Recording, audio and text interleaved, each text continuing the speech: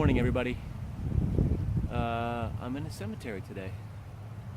It sounds like I don't know where I am, but I am. And today I'd like to give you a little bit of history and a little look-see around this historical cemetery that is Sarasota's first black cemetery. In 1905, the Florida Mortgage and Investment Company deeded 5 acres to trustees John Mays, Willis G.P. Washington, Lewis Colson, Campbell Mitchell, and J.P. Carter for a, quote, colored cemetery. The land was platted in 1910 as Oakland Cemetery. For a few years in the late 1920s, the cemetery was known as Pepper Hill. By 1929, it was called Woodlawn. It's a mystery why they kept changing the name. The earliest death date on a marked grave is 1905. Other gravestones and funeral records indicate that at least 11 of the people buried in the cemetery were born before the end of the Civil War. So the one thing I do not know about after reading some things on the internet is, in the early 1900s, were you not allowed to be buried in a white cemetery because of segregation and all that stuff? Because that's the one thing I can't really find any information on, the stuff that I looked up.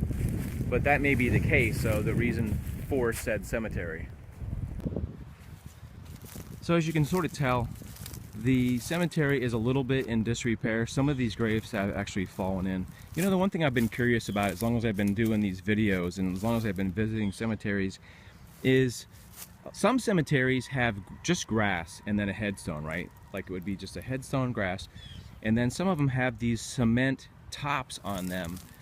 And what the question I want to know is, does anybody know if below the cement top it's just an empty hole in there, or is there earth in there? That's what I really want to know, because I've never been able to get an answer out of that. I haven't done a lot of investigations, but a lot of these cemetery plots out here are of this style. And I've been to other cemeteries, like especially something like a military cemetery. It's all grass except for the headstone. They don't have these concrete things.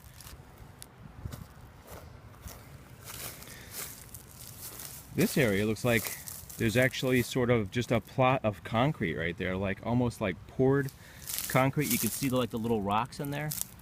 So is that an actual grave that's been poured concrete over?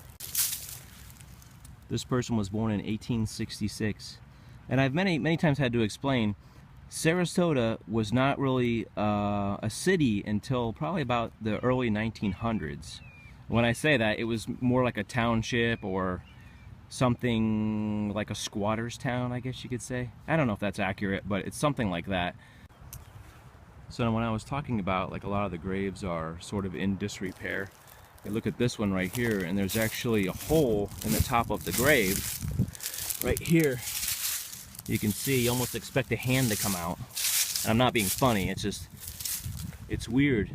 And there's tree roots that have grown over the top of the grave. You can see this big tree here is actually covering almost this whole grave now.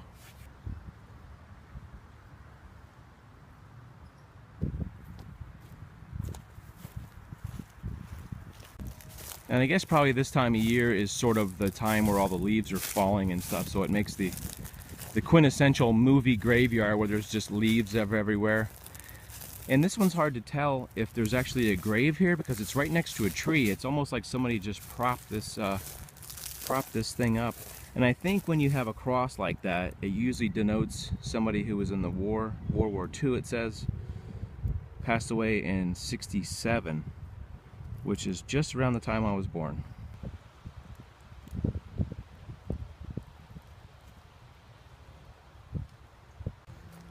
There's actually a homeless person right over there, right next to that tree. It seems like a really odd place to spend a nap is in a graveyard. I don't know. Seems really odd to me that you'd sleep here. But there you go. Somebody's sleeping in the graveyard right there. As you can see, this one is actually, looks like somebody actually broke this grave and has just kind of smashed the concrete. I don't know It doesn't look like it fell apart to me, but this is the question. This is a metal, like a metal shield. So is that the casket? That part? Is that the casket right there? Or is there a shield over the rest of the casket? Does anybody know? Because to me, that looks like a casket, but I just can't tell by looking. This stone is sort of at a 45-degree angle here. I think because when it was placed here, this tree was probably small, but now that this pine tree is here, you can see, I think the root system has sort of grown up underneath the grave and sort of pushed it, but it's still kind of hanging on there, not to be pushed around by the tree.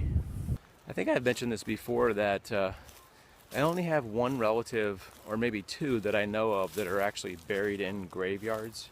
That's why it's kind of weird for me, because I'm not used to visiting. My parents were actually, their ashes were actually sprinkled on their property, and there was no actual gravestone. My grandfather is in a military graveyard. For some reason it seems like tradition in my family, and I don't really know why, that a lot of my family's been cremated. My grandmother, I have no idea what happened to her remains. A lot of my family is passed on, uncles and aunts. I still have an aunt left. So I don't really have anybody to ask in the immediate family, but for some reason it's always something that I've thought about, is that why do we tend not to be buried in a graveyard? And I don't know if it's like a family thing, but I don't think it has anything to do with money, because there was always money around to bury in a plot. I don't know.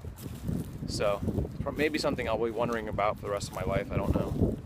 This one looks like Corinne Gibson, only 22 years old on this one, 1902 to 1924.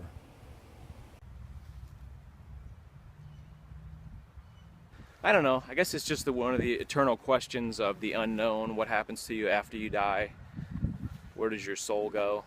Do you have an afterlife? I know none of these answers. I just know that people are remembered in a cemetery, and that's where people come to think about their relatives and reminisce about the good times. I think that's what the important takeaway from this one is.